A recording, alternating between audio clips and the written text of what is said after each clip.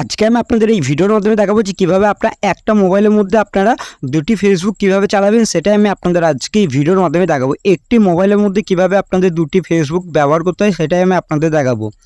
আপনার ফেসবুকের যদি আইডি বা অ্যাকাউন্ট যদি একটি হয়ে থাকে, সেই আইডি বা অ্যাকাউন্ট দিয়ে কিন্তু আপনার দুটি প্রোফাইল কিন্তু বানাতে পারবেন। এবার এটি কীভাবে করতে হয় সেটাই আমি আপনাদের দেখাচ্ছি, তার জন্য ভিডিওটিকে সম্পূর্ণ দেখুন।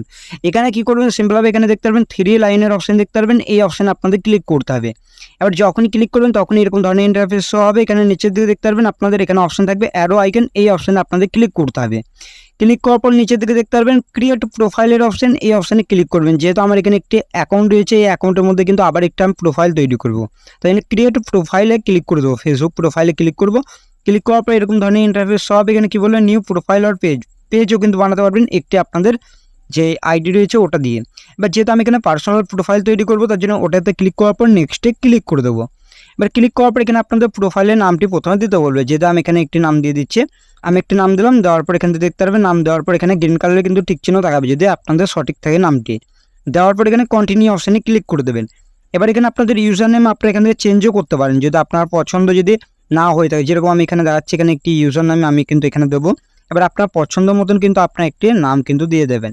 এবার ইউজার নেম যদি আপনাদের এরকমভাবে না নেয় তাহলে কী করবেন, ইউজার নেমটি কিন্তু আপনাদের সঠিকভাবে দিতে হবে। যেরকম আমি এখানে দেখিয়ে দিচ্ছি, দেখতে পারবেন এখানে ইউজার নেমটি কিন্তু নিয়ে নিল। আমি ইউজার নেমটি দিলাম। এবার আপনারা যেরকমভাবে আপনার ইউজার নেম দিতে চান ওটা দিয়ে দেবেন। আর এখানে আপনার প্রোফাইল পিকচার এবং কভার ফটো কিন্তু অ্যাড করতে পারবেন। তার জন্য এখানে আপনাদের কন্টিনিউ অপশানে ক্লিক করতে হবে এগুলো করার পর। তারপর ক্রিয়েট প্রোফাইলে যখনই ক্লিক করে দেবেন তখন দেখবেন আপনাদের এখানে কিন্তু নতুন প্রোফাইল কিন্তু এখানে তৈরি হয়ে যাবে।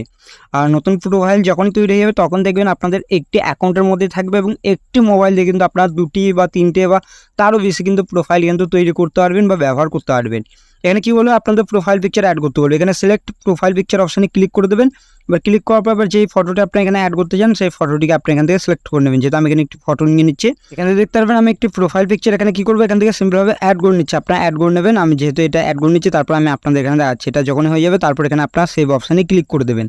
এবার এটা সেভ করলে পরে কিন্তু আপনাদের প্রোফাইল পিকচারে সেটা কিন্তু অ্যাড হয়ে যাবে। তারপর এখানে আপনারা সিম্পলভাবে নেক্সটে ক্লিক করে দেবেন।